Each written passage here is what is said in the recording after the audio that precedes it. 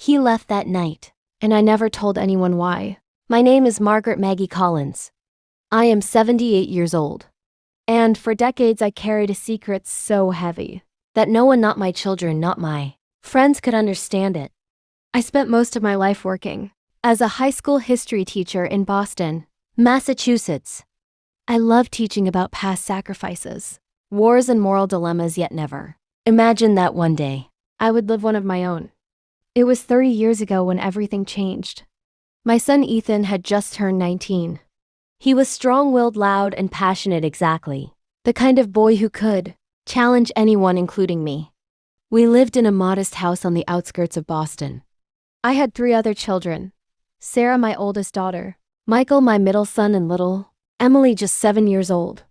Ethan had been involved with someone dangerous, someone I couldn't allow near my younger children. I cannot say exactly what he did, because even now speaking it aloud feels like admitting failure. But it was enough for me to make the hardest decision of my life. I called him into the living room that evening. "Ethan," I said softly, "you need to leave." He blinked. "What, Mom? What are you talking about?" "I'm serious," I replied. "You need to go. For now.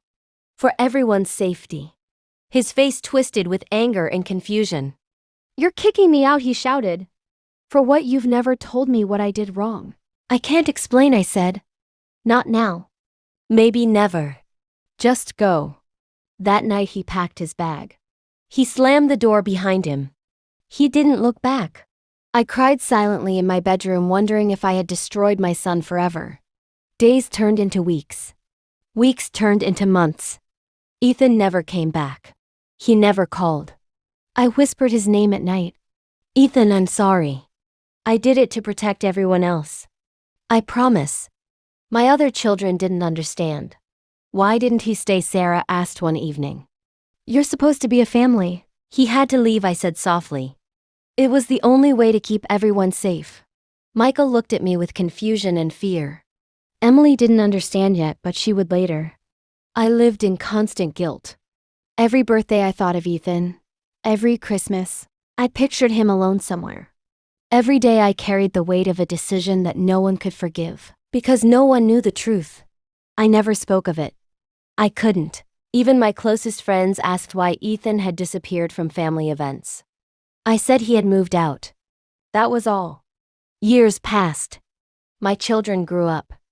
They graduated. They married. They had children of their own. And still Ethan remained absent. I continued teaching, raising the younger children, maintaining the household, and living with my secret. I often wondered if he hated me, if he would ever forgive me. I had sacrificed him, the son I loved most, for the safety of others. Then came the last few years of my life. I was diagnosed with a serious illness. My body weakened. My mind sometimes faltered. I knew the end was near. I needed to see him. I needed him to know something. Anything. I asked my daughters to contact him. He came. He looked older, harder, more guarded. And when he saw me, he didn't hug me. He didn't cry. He didn't forgive me. "I can't forgive you," he said. I understood. I had made him a sacrifice. He had suffered. And my truth remained buried. Even as I lay in the hospital bed later, breathing shallowly, I thought of the diary I had kept. Every entry chronicled my reasoning, my guilt, my sorrow. I hoped one day someone would understand why I did what I did. But the world didn't know. Only I knew that I had chosen the safety of some over the happiness of one. He walked away that night, and I prayed he would survive the world without me. My name is Margaret Maggie Collins. I am 78 years old.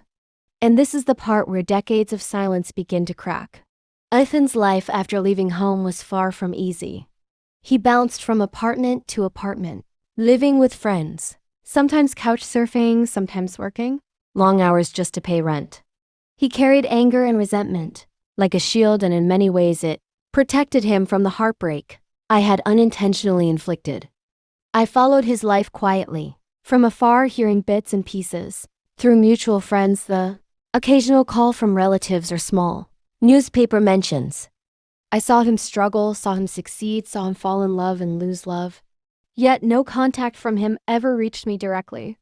At home, the other children grew up under the illusion of family unity.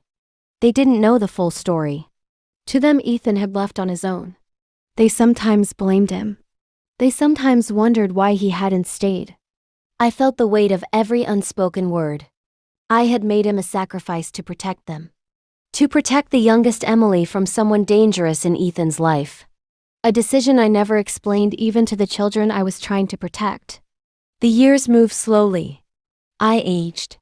My hair turned white, my back bent, my hands shook slightly as I continued to teach and care for the family.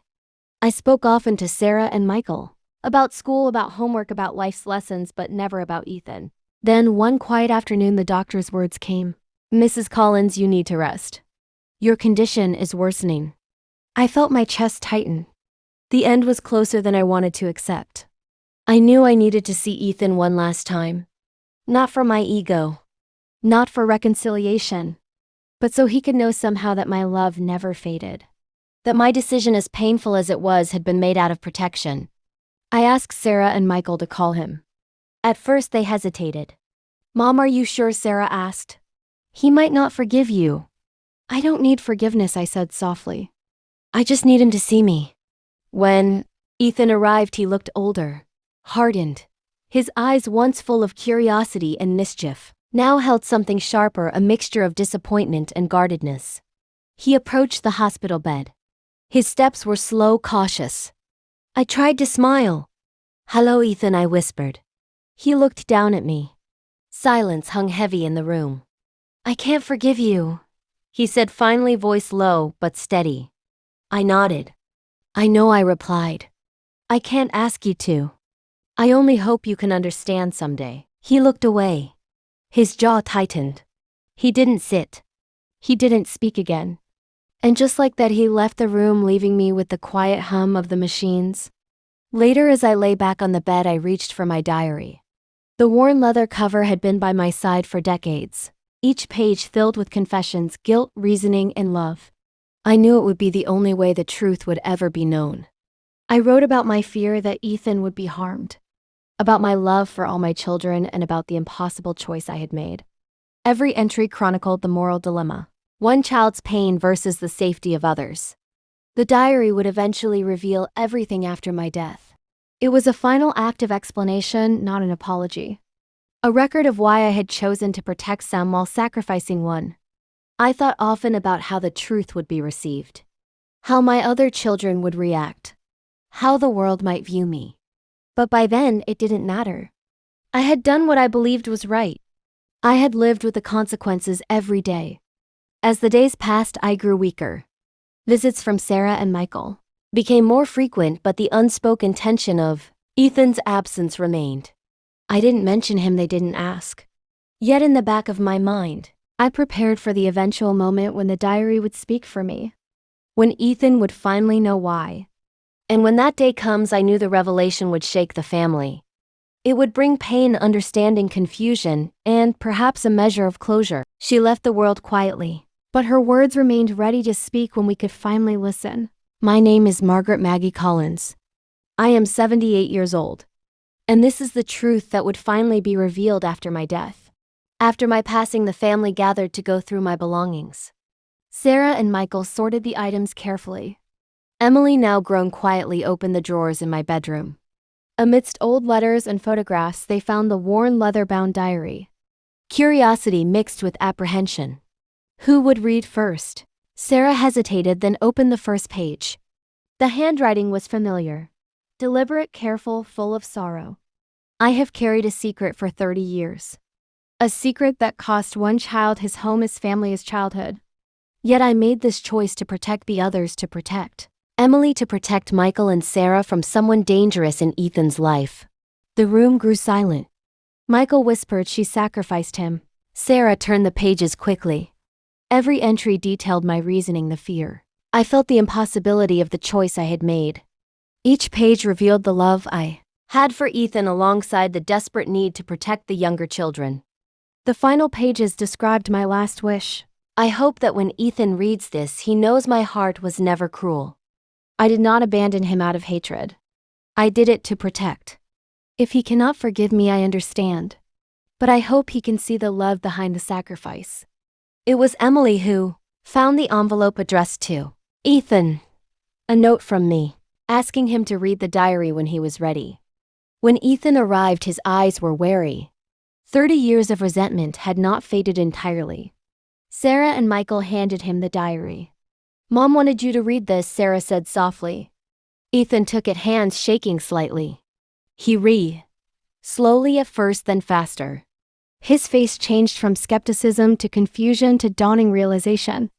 By the time he finished, tears streamed down his face.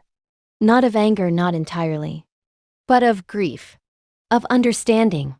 He looked at the family. His voice broke. She did it to protect us." Michael nodded. "Yes, she sacrificed you to keep the rest of us safe." Ethan's hands shook as he closed the diary. He looked toward where I had lain in my hospital bed, remembering the final visit. "I never knew," he whispered. "I never understood."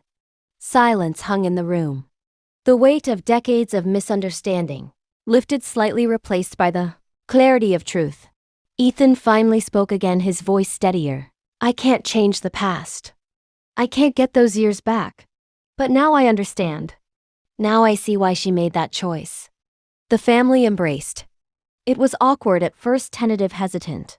But the unspoken forgiveness began to flow. It was not total. It was not instant.